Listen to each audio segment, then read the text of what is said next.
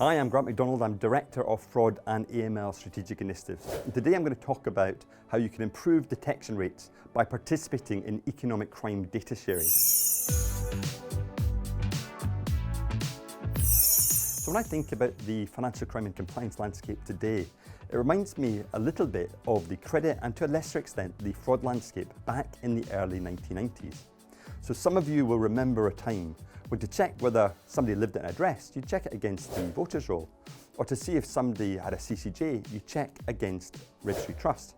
That's exactly what it's like today in the financial crime and compliance world. There's an inordinate amount of data gathering, swivel chair activity, and checking information against official registers. And it's this manual nature that's making financial crime compliance today one of your highest operational costs. We know from Oxford Economics that the UK is spending £34 billion a year on financial crime compliance. And despite that enormous investment, is it driving the right outcomes? We can see that each year only £172 million is actually recovered from criminal activity. And through my experience with the banks, I would estimate that from every 100 investigations, only 1% of those result in a SAR. That's a suspicious activity report. And when we have a look at the SARs that are reported to the National Crime Agency, only 1% of those results in a conviction.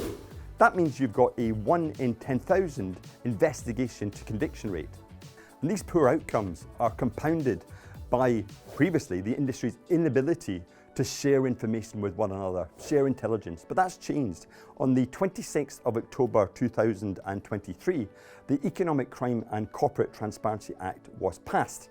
And that permitted the AML regulated sector to share information for the purposes of detecting and preventing economic crime.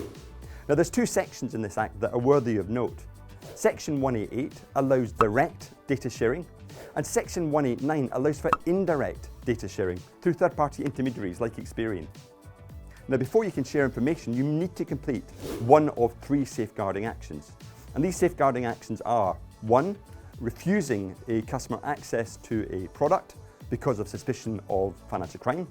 2, restricting access to a financial product due to suspicion of financial crime. Or 3, exiting a customer based on suspicion of financial crime.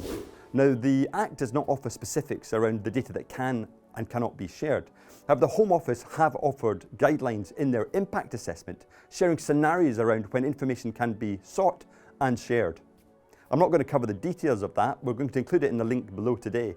At Experian, we believe economic crime data sharing is going to be absolutely pivotal to improving UK detection rates and reducing the cost of compliance.